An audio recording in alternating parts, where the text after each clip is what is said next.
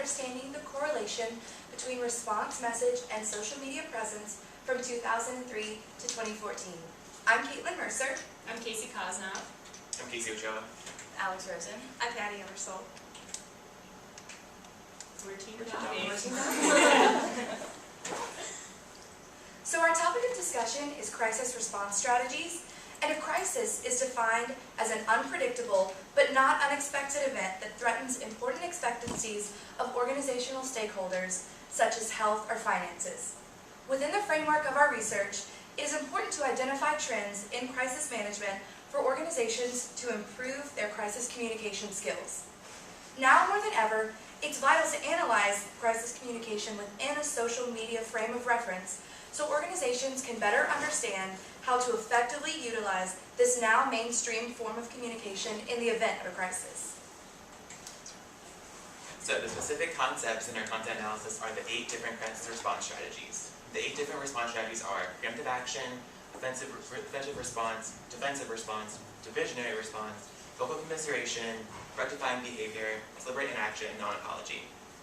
So the theoretical basis of our study is found rooted almost entirely in Coombs' theory of situational crisis communication, or SCCT.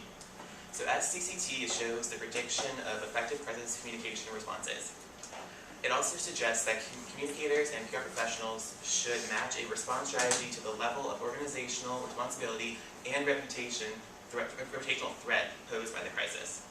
So our study provides an additional lens with which we may examine the usage of crisis communication methods to the evolution of social media.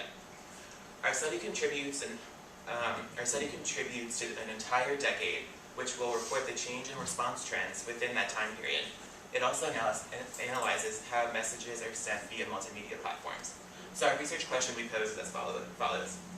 Which strategy is most popular before social media usage became popular, which are the years 2003 through 2009, and then which one is most popular after social media became popularized, which is 2010 through 2014.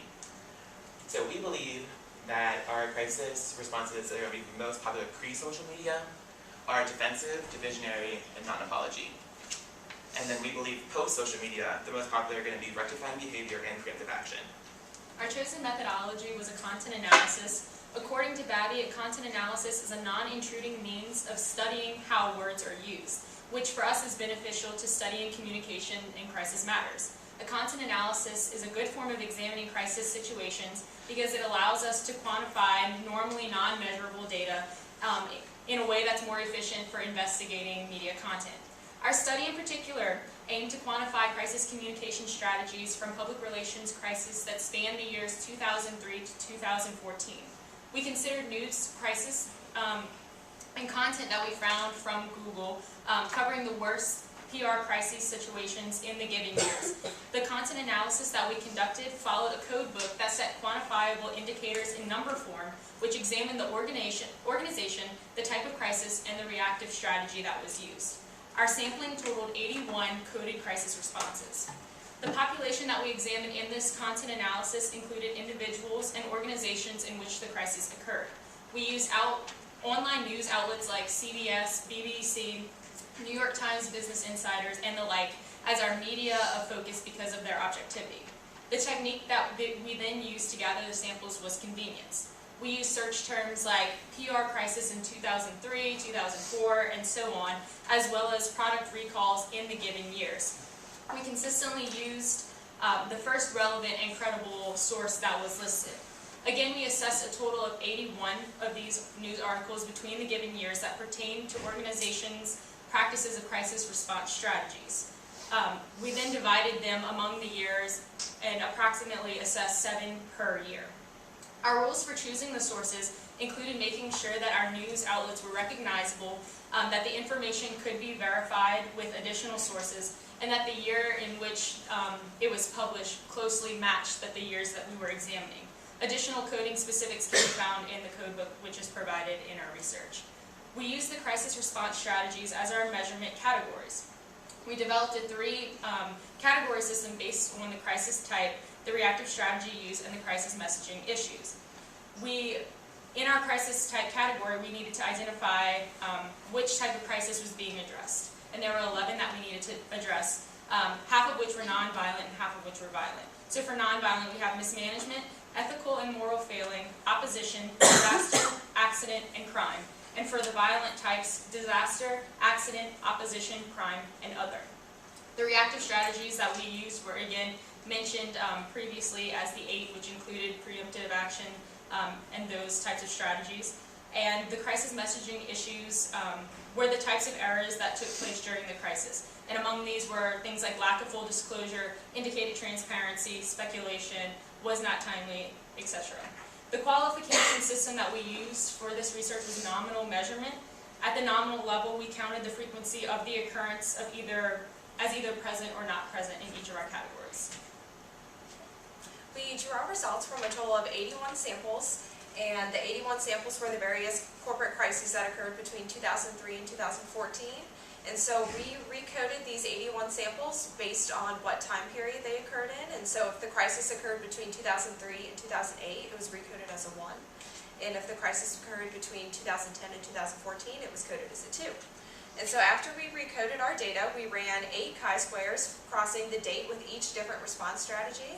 And so according to our research question, we expected that non-apology, defensive, and diversionary would be more prevalent in the years 2003 through 2008, and that preemptive action and rectifying behavior would have been more popular in 2010 to 2014.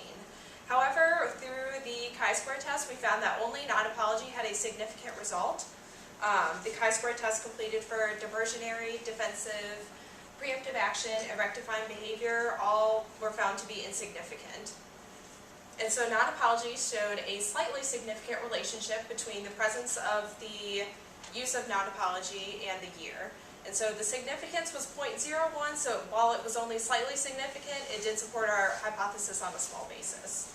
And so our findings imply that the popularization of social media, even though social media kind of had a boom, organizations tend to react to crises in about the same way.